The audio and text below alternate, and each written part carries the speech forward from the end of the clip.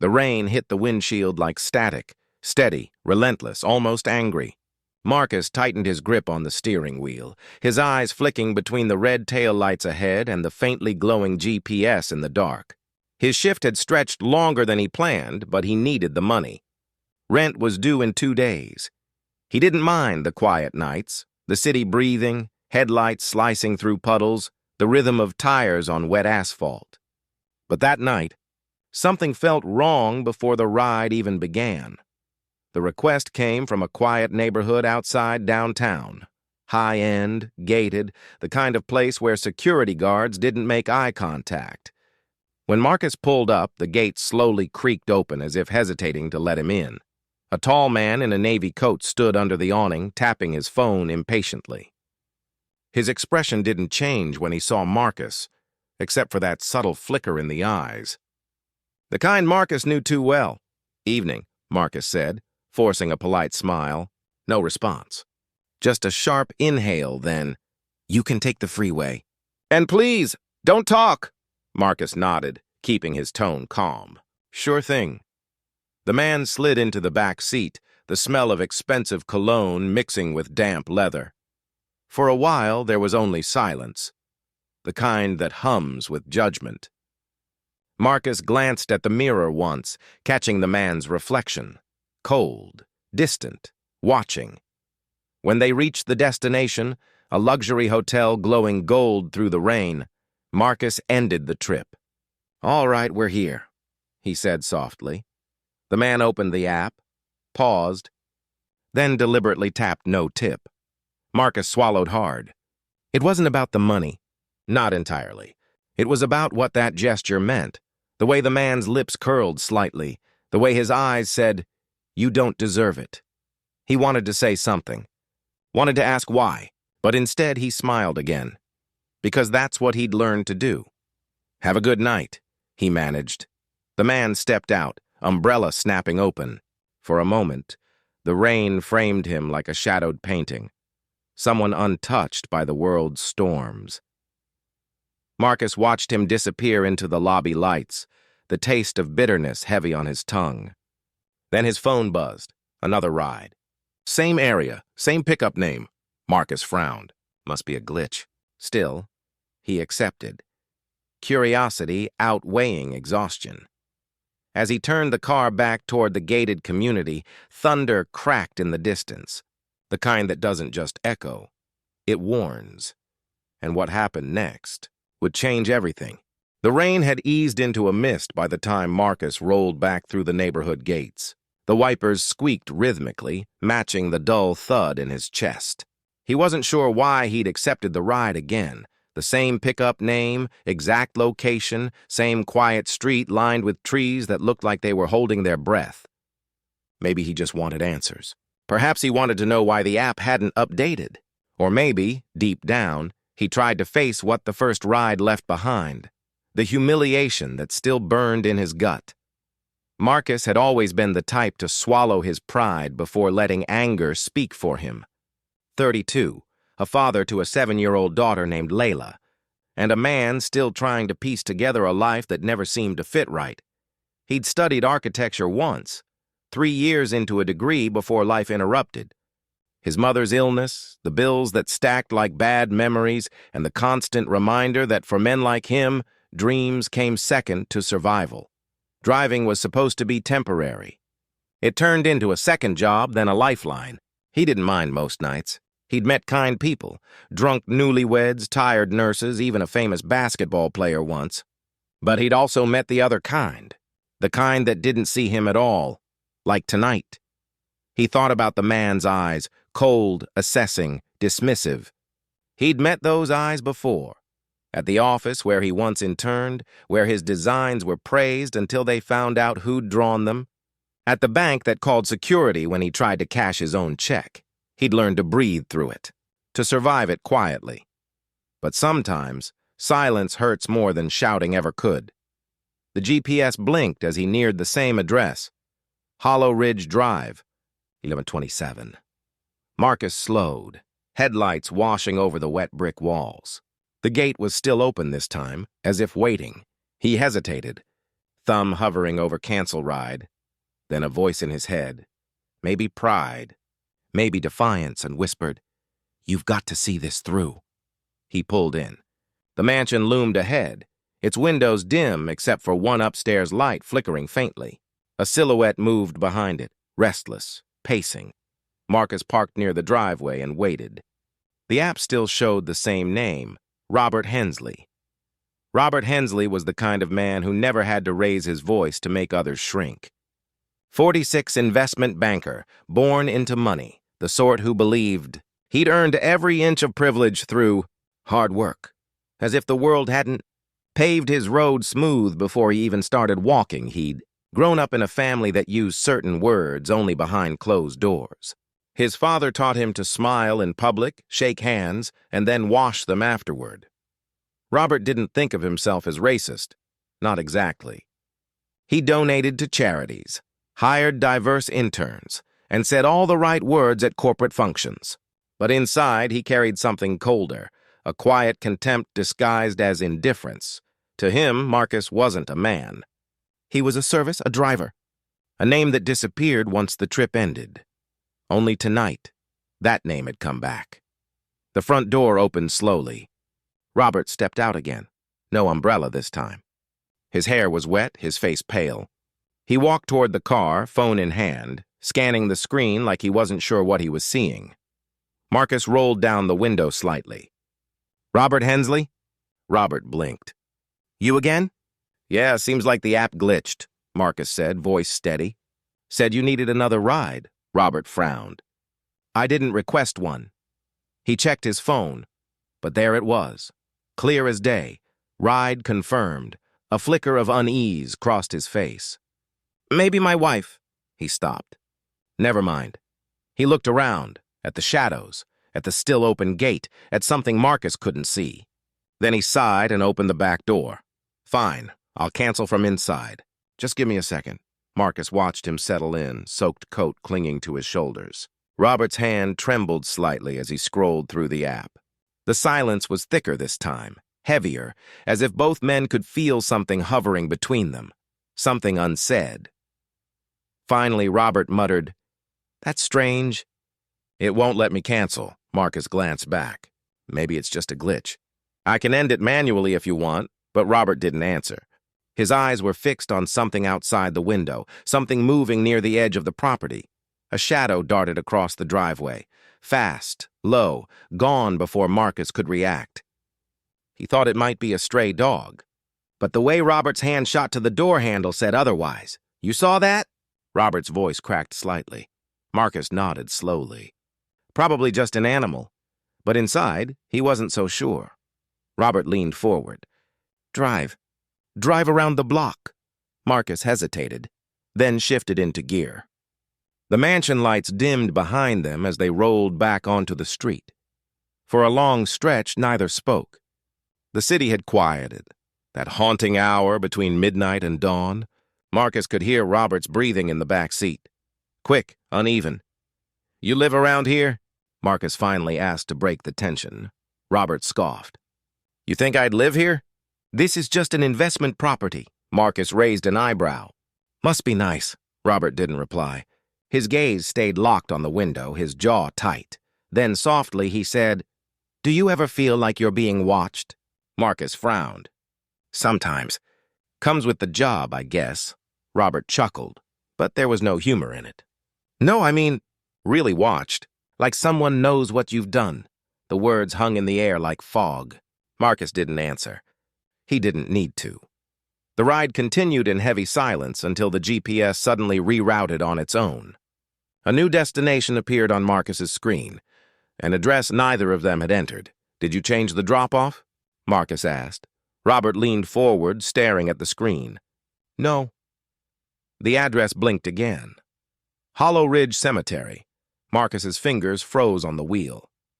"That's not funny," Robert said, voice trembling. "Turn it off." "I didn't." Before Marcus could finish, the app glitched again. The map flickered, then displayed a message neither had ever seen. Marcus's pulse quickened. Okay, this must be some kind of hack, but Robert's face had gone white. "Stop the car," he whispered. Marcus pulled over near an empty stretch of road. The rain had stopped entirely now, leaving only the hum of the engine and Robert's shallow breaths. He turned to speak, but Robert was already opening the door, stumbling out into the darkness. As Marcus stepped out after him, his mind drifted, not to fear but memory. The way people like Robert had followed him through stores, clutched their purses tighter, and assumed things about him before he even spoke. The night his mother died, he'd been pulled over on his way to the hospital. Routine check, they'd said. She was gone by the time they let him go. He'd sworn never to let rage take over again. But now, watching Robert panic, seeing that same entitlement dissolve into fear, Marcus felt something shift inside him. For once, they were both uncertain, both vulnerable. And yet deep down, Marcus knew only one of them would walk away from this night unchanged. When Marcus looked back toward the car, the passenger door was open. The phone Robert had been holding moments ago was gone. So was Robert. Marcus's heart thudded. Robert? No response. Just the distant sound of wind rustling through trees. He circled the car, flashlight cutting through fog. The ground was muddy. Fresh footprints led toward a narrow path disappearing into the woods. Marcus called again, louder. Robert, still nothing. He took a step forward, then froze. From the shadows ahead, a voice whispered, low, shaky, barely human. Please. Don't let him find me. Marcus's throat went dry. Who's there? But before he could move, a figure stumbled out. Not Robert. A woman. Soaked, barefoot, eyes wide with terror, and she whispered the name again. Robert Hensley. He can't know I'm still here. The woman's voice was barely a breath against the night. Her hair clung to her face, drenched and tangled, her dress torn at the hem. Marcus stepped closer, the beam of his phone's flashlight trembling in his grip. Ma'am, are you okay? She flinched, raising her hands as if to shield herself. Please, she whispered. He'll hear us. Marcus's instincts screamed to back away, to call the police. But the fear in her eyes rooted him to the spot. She wasn't just scared. She was hunted. Who will? He asked quietly. Her gaze darted toward the darkness behind him. Robert. He's not what you think. A gust of cold air swept through the trees, making the branches creak like bones. Marcus turned toward the car, but the headlights flickered, then went out completely. The sudden darkness swallowed everything, leaving only the woman's shaky breathing. He whispered, Wait here, and took a cautious step toward the car. Halfway there, his phone buzzed. Unknown number. He hesitated, then answered, Marcus. Robert's voice. Calm, collected, but with a tone that didn't belong in the living. You shouldn't have come back. Marcus froze. Where are you? Robert chuckled softly. You picked up something that doesn't belong to you. Marcus's pulse spiked. What are you talking about? A pause. Then, the woman. Don't believe a word she says. The call ended. He turned back, but the woman was gone. Only her footprints remained, leading deeper into the woods. Marcus cursed under his breath and followed, each step crunching wet leaves, the smell of pine and decay thick in the air. Stop following me, she cried out. I'm trying to help, Marcus shouted back. Tell me what's going on. She stumbled, nearly falling. He caught her arm, steadying her. Her skin was ice cold. For a moment, she stared at him, searching his face as if deciding whether to trust him. Finally, she said, My name's Evelyn. I used to work for him. Robert? She nodded slowly. I cleaned his house. For 3 years, her voice shook. He told everyone his wife left him. She moved to Europe, but she didn't. Marcus frowned. What do you mean? Evelyn looked away, tears mixing with rain. She's buried under that property. He made me help him cover it up. Marcus's breath caught. You're saying he? Yes, she interrupted. He killed her, and he made sure no one would believe me. Said he'd ruin my life if I spoke. Her voice cracked. And now, he thinks I'm dead too. Marcus's mind spun. He wanted to dismiss it, call it delusion, trauma, anything. But the fear in her voice was real, and he remembered Robert's eyes in the rearview mirror earlier. The cold calculation. the silence that felt like restraint. "What do you want me to do?" Marcus asked. Evelyn wiped her face. "Drive me out anywhere, just not here." He hesitated. "If this is true, we need to go to the police." She grabbed his wrist. "No, you don't understand. He owns them. The sheriff, the lawyers, everyone. That's how he gets away with it." Marcus studied her trembling hands, her clothes streaked with dirt. "How long have you been hiding?" 2 weeks, she whispered. "I was waiting for someone who'd come back. Someone like you." Marcus looked toward the road, the car's faint shape barely visible through the fog. Something in him, the part that had learned to keep his head down, screamed that this wasn't his problem, but another voice, his mother's, gentle and resolute, whispered, "If you don't stand for something, you'll kneel forever." He exhaled. "All right, let's get you out." They reached the car cautiously. The power flickered back on as Marcus unlocked the doors. Evelyn hesitated before getting in. "What if he's tracking the ride?" she asked. Marcus glanced at the app. The screen was still frozen, the destination unchanged, Hollow Ridge Cemetery. "I'll shut it off," he said, powering down the phone. "We'll go analog." He started the engine and pulled onto the main road, the hum of the tires the only sound. Evelyn curled into the corner of the seat, watching the world blur past, streetlights flashing across her haunted face. After a few minutes, she whispered, "Why are you helping me?" Marcus shrugged slightly. "Because no one helped me when they should have." They drove in silence for miles. Marcus's mind raced. What if she was lying?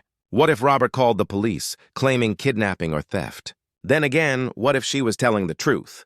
Either way, he was now in it, trapped between fear and conscience. Evelyn's voice broke the silence. "He made me bury her in the garden, under the roses. Said if anyone asked, she would leave him." Marcus glanced at her through the mirror. "You said he thought you were dead. How?" Her eyes filled with tears. "He pushed me down the basement stairs.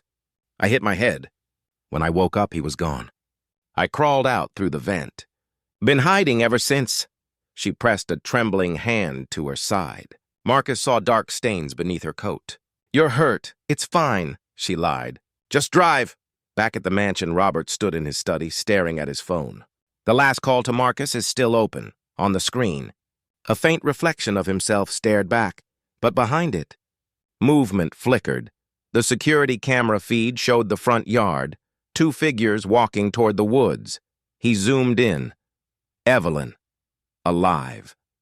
For the first time in years, Robert felt something foreign, panic. He turned off the screen and walked to the cabinet by the window. Inside, behind crystal decanters, sat a small black box, his insurance. He pressed a switch, activating a tracker hidden in his phone. The app blinked once. Marcus's car appeared on the map, heading south. Robert smiled faintly. "You're not going anywhere." He slipped a handgun from the drawer and whispered to himself, "Time to finish what I started."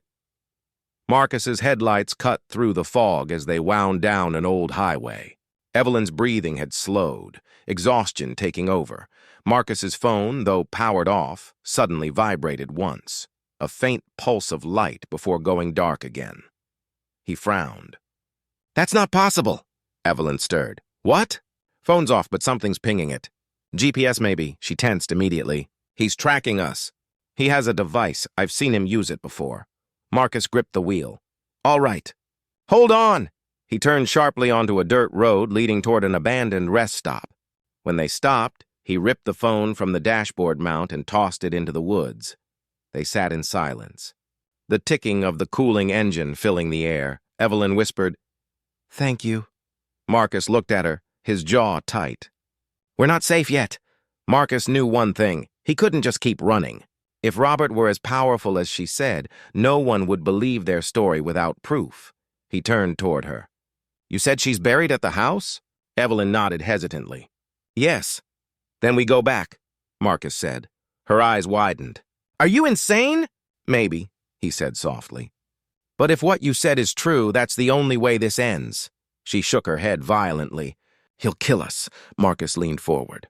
"If we disappear, he wins. But if we expose him?" Evelyn looked down, trembling. There's a USB drive. His wife kept records, finances, recordings, everything. I took it before I ran. Where is it? In the basement, hidden behind the furnace. Marcus started the car again.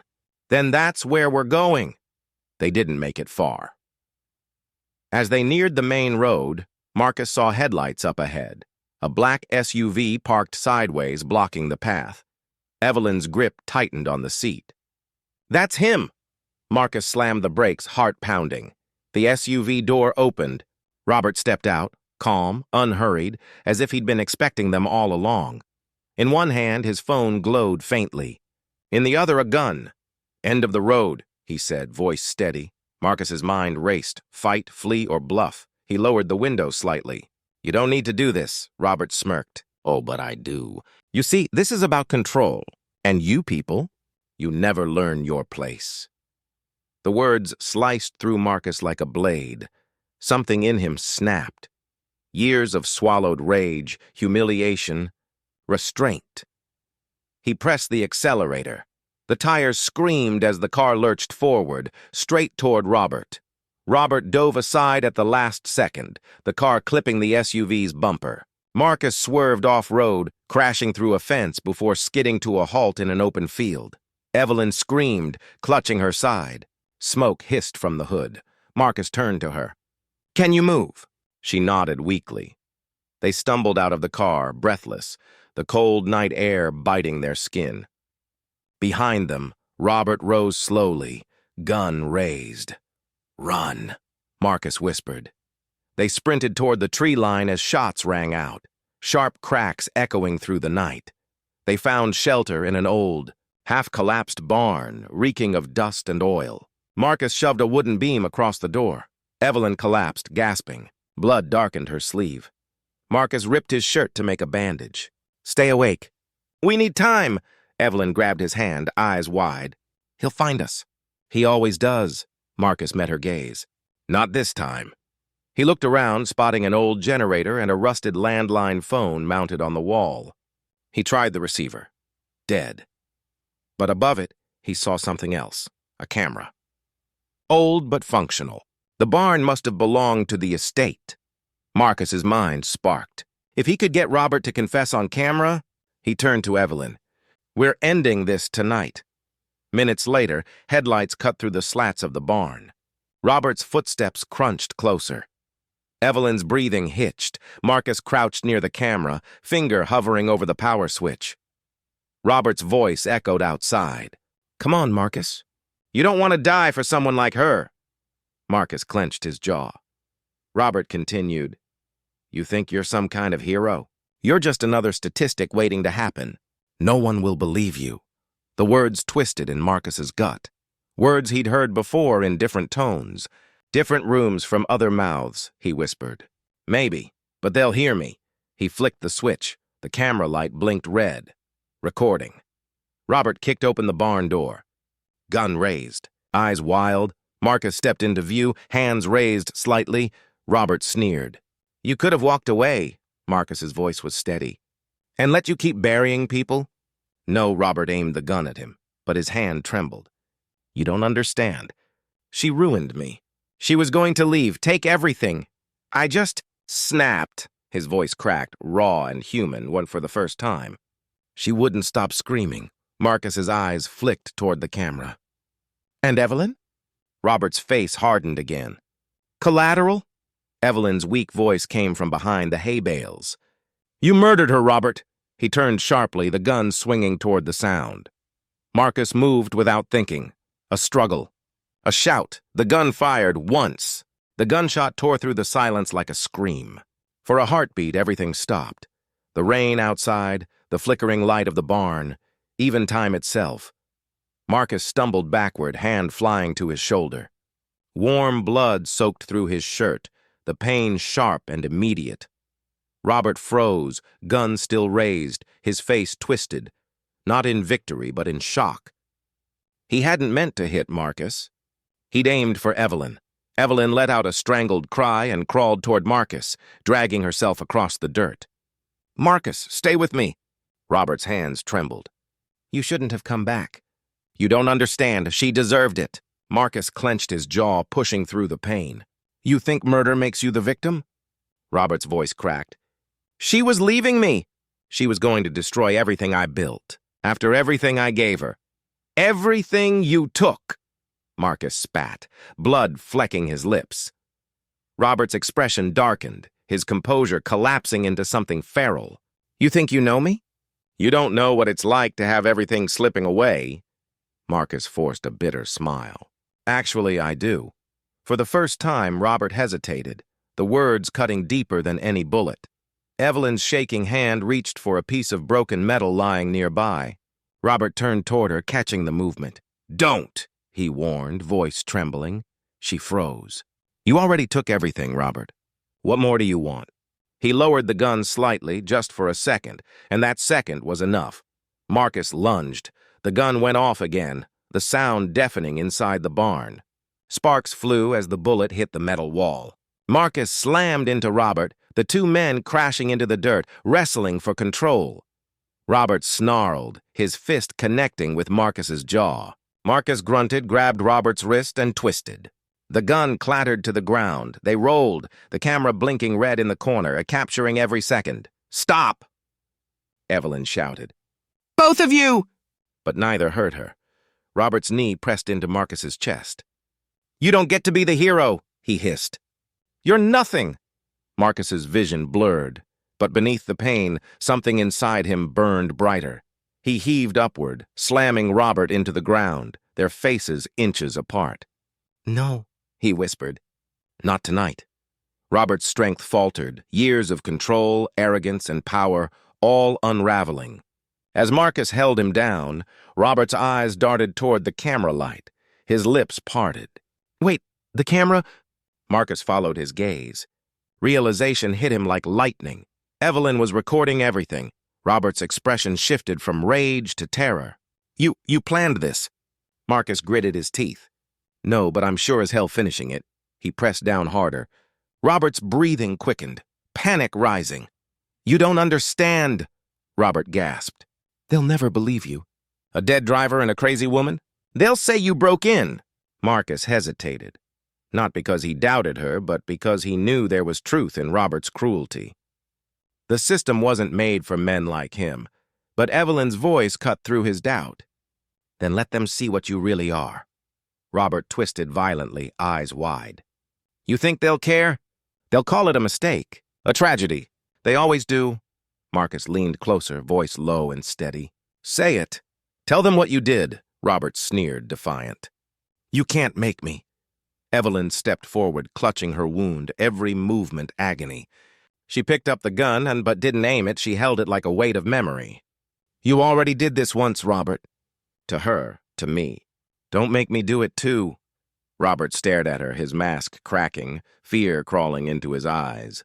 Finally, his voice broke. She was leaving me. She said she'd take everything. I just wanted her to stop. His words echoed in the barn. Evelyn whispered, And you buried her. You made me help! Robert's face twisted in anguish. I didn't mean to. I panicked. The confession hung in the air, raw and damning. The camera caught every syllable.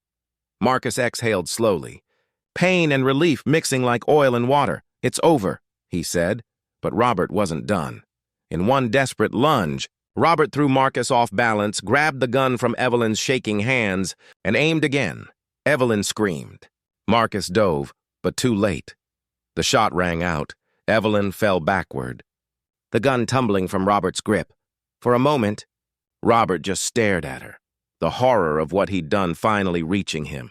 He dropped the gun, trembling. No, I didn't. Marcus crawled to Evelyn's side, pressing his hands against the wound. Stay with me, please. Her lips moved faintly. Finish it. Marcus looked up, at the camera still rolling, at Robert sinking to his knees, whispering to himself.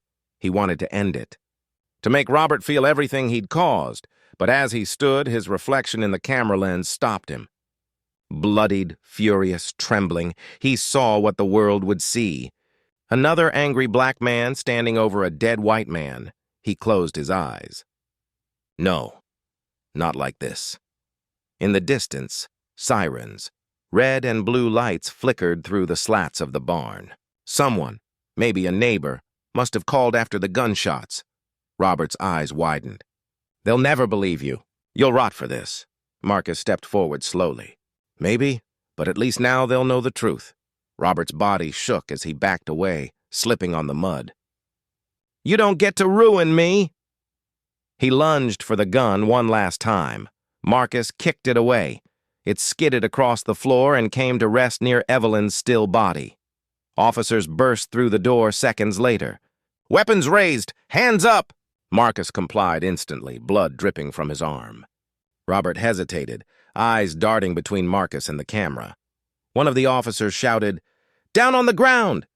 Robert snapped. He attacked me! He killed her! But before anyone could move, a voice crackled through the radio. We've got a live feed from the barn camera. Suspect confessed to homicide. Every head turned. Robert's mouth opened, but no sound came. The mask was gone. The performance is over. He sank to his knees as the officers surrounded him. As paramedics rushed in, Marcus felt the world dim around him. His shoulder throbbed, his vision blurred. He looked at Evelyn, pale, still, but breathing faintly. She was alive. He managed a weak smile. You did it, her lips parted in a whisper. We did. They took her away first, then Marcus. As the stretcher lifted, he glanced back at the barn, at the blinking red light. Of the camera that had caught every truth the world tried to bury, the same truth men like Robert had silenced for centuries. And for the first time in a long time, Marcus felt something he hadn't felt since before the world taught him fear. Peace. Days later, the news exploded. Prominent banker arrested for wife's murder after rideshare driver captures confession on camera. The footage went viral, comment sections filled with outrage, disbelief, and the uneasy reflection of a truth too familiar. But the twist wasn't in the headlines. It came a week later. When Marcus was discharged from the hospital, he received a plain envelope with no return address. Inside, a small USB drive, a note. You didn't find the only recording. This is hers. She knew what he was capable of. Marcus plugged it into his laptop. The screen flickered to life. Robert's wife appeared, smiling, radiant, speaking softly to the camera. If you're watching this, she said, it means he finally did what I always feared he would. Don't let him bury the truth like he buried me. Marcus sat back, tears burning his eyes. The voice of a woman long gone had carried across time, and through his hands, justice had finally spoken. That night, he drove again. Not for money or for closure. The city lights blurred through his windshield, and the rain returned, gentle this time. He passed Hollow Ridge one last time. The mansion stood dark and empty, police tape fluttering in the wind. For a moment, he thought he saw someone in the upstairs window, a silhouette watching him go. But when he blinked, it was gone. He smiled faintly. Rest easy, he whispered. As he pulled onto the open road, his phone buzzed with a new ride request. Same name. Marcus stared at it, then slowly smiled, eyes glistening in the mirror. He whispered, "Not tonight," and drove off into the rain. The morning after the arrest, the city woke to a different kind of silence, the kind that comes after a storm when everyone's still holding their breath. Marcus sat by his apartment window, arm in a sling, a mug of cold coffee untouched beside him. Outside, the streets shimmered under sunlight that felt too gentle for what the world had just seen. The news anchors spoke his name, like it meant something now. Marcus. Reed, the driver whose courage exposed a years-long cover-up? They replayed the footage over and over. Robert's confession, Evelyn's trembling voice, the struggle, the gunshot. It was all there, raw and unfiltered. And yet every time Marcus saw it, he felt smaller. Not heroic, not brave, just tired. She'd survived. Barely. The bullet had missed her heart by an inch. The doctors called it a miracle. When Marcus visited her a week later, the hospital smelled of antiseptic and hope. She looked fragile but alive, pale, yet smiling through cracked lips. "They said you're a hero," she murmured. He shook his head. Heroes don't almost get people killed. She reached for his hand. You didn't get me killed. You got me heard. Her words hit something deep in him, something he hadn't let himself feel in years. All his life he'd been told to stay quiet, to endure, to let the world keep its order. But in one night of chaos, his silence had finally broken. They sat there, not speaking, listening to the rain tapping gently against the hospital glass. For the first time in a long while, the sound didn't feel lonely. By the end of the week, Robert's name was everywhere. Banker convicted after viral footage. Hidden racism and power in Hollow Ridge. The driver who exposed the truth. Some called Marcus a symbol. Others said he was lucky, but Marcus knew luck had nothing to do with it. He'd lived every moment of that night. The fear, the humiliation, the anger, and survived not because he was lucky, but because he refused to disappear. Still, the fame came with shadows. Journalists camped outside his building. Neighbors whispered. Co-workers from his old job sent messages full of words like proud and inspired from the same people who once crossed the street when he approached. He didn't respond. He didn't need to. In the weeks that followed, people began showing up at Hollow Ridge. Some came to mourn. Some came to protest. The garden where Robert's wife had been buried became a memorial. Candles, flowers, handwritten notes. One sign stood out. Truth grows where silence once lived. Marcus visited one evening, long after the cameras left. The roses had bloomed again, deep red, as if fed by the stories buried beneath. He placed a small drawing at the base of the fence, Layla's drawing, a child's sketch of two people under an umbrella. Her note said, "For Daddy's brave night." His throat tightened as he whispered, "You have no idea, baby." Later that night, he sat on a park bench overlooking the city skyline. The wind was calm, carrying faint echoes of distant sirens and laughter. A woman approached, older, kind eyes, face lined with years of empathy. "Marcus Reed?" He nodded cautiously. "I wanted to thank you," she said. "My son saw your video. He's 17. He told me it made him want to speak up in class." For a girl everyone was teasing. Marcus blinked, taken aback. "He did?" She smiled softly. "You reminded him that silence helps the wrong people." She walked away before he could respond, leaving him alone with her words. He looked out over the city again, the lights flickering like a heartbeat. Maybe she was right. Maybe change didn't come in thunderclaps. Perhaps it came one voice at a time. Months passed. Evelyn recovered, moved to another city under a new name. She testified in court, her words unwavering despite Robert's glare from across the room.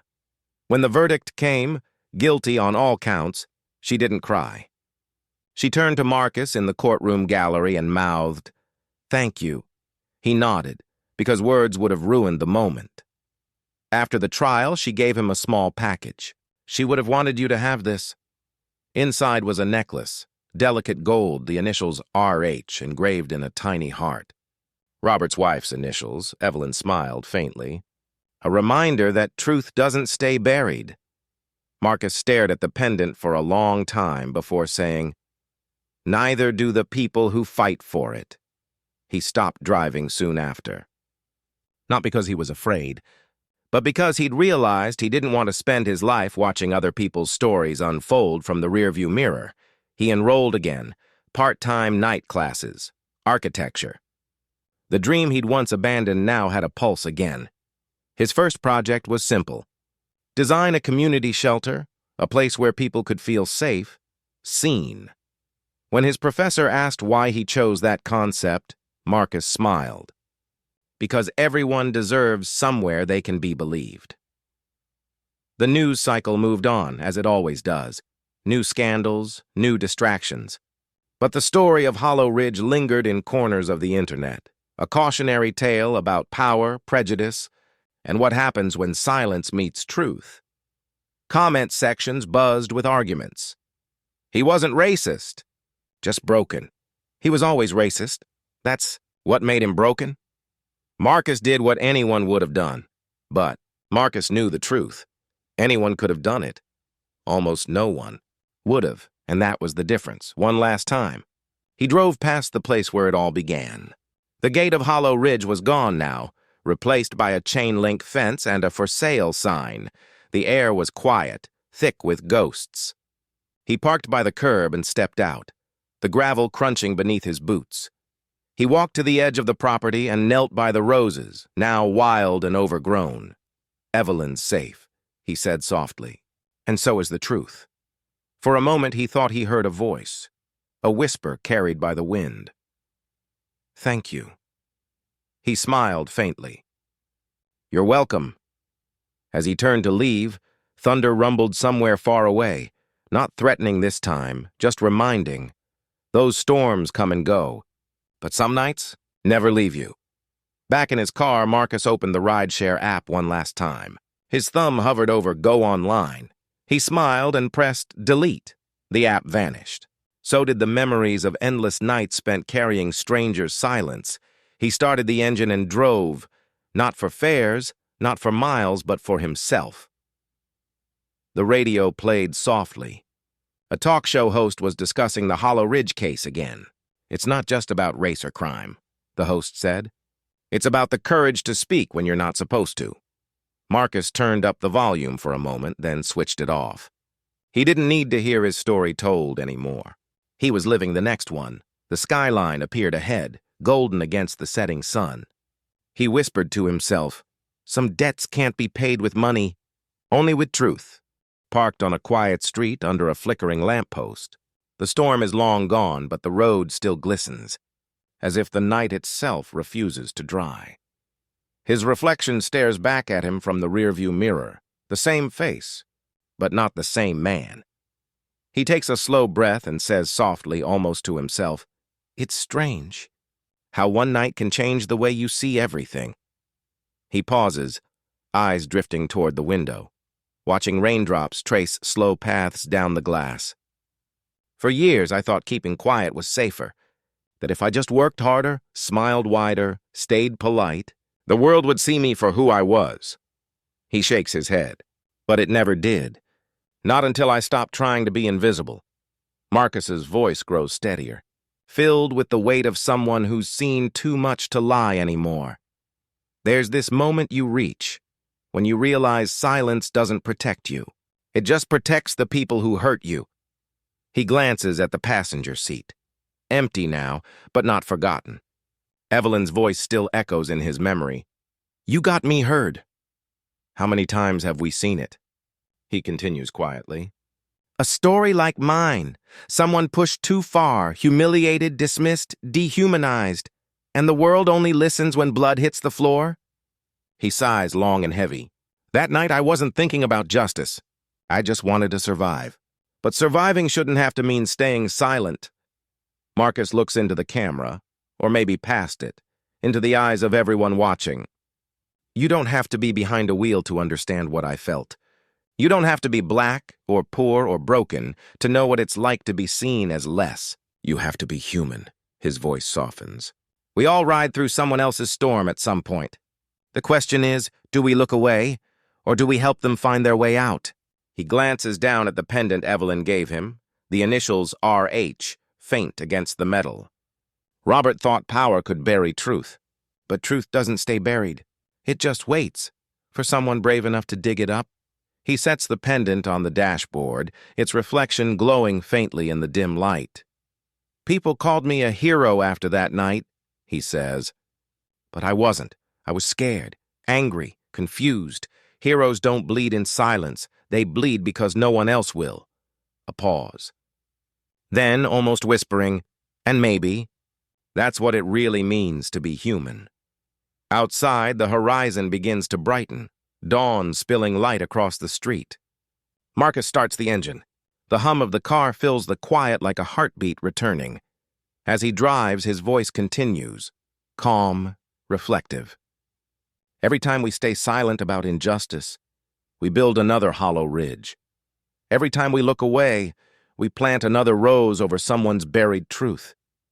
He glances toward the rearview mirror one last time. "But every time we speak, even when our voice shakes, something changes. Maybe not the world, but the people who hear it. He smiles faintly. And that's how storms end. One voice at a time. The camera lingers on his face as he turns onto the main road. Sunrise reflecting off the windshield. Marcus's final words carry a quiet power. Not rehearsed. Just real. If you've ever seen something wrong and told yourself it wasn't your place to say anything, remember this. Silence never saved anyone. It only keeps the truth buried. He looks straight ahead. If this story made you feel something, share it. Tell someone. Ask yourself what kind of passenger you'd be if you were in that car. Would you speak up or stay silent? The car disappears down the road as the camera pulls back.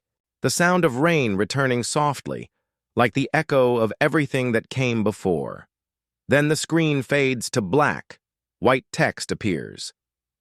Justice begins the moment someone refuses to stay silent. What would you have done? Comment your thoughts below. Your voice matters.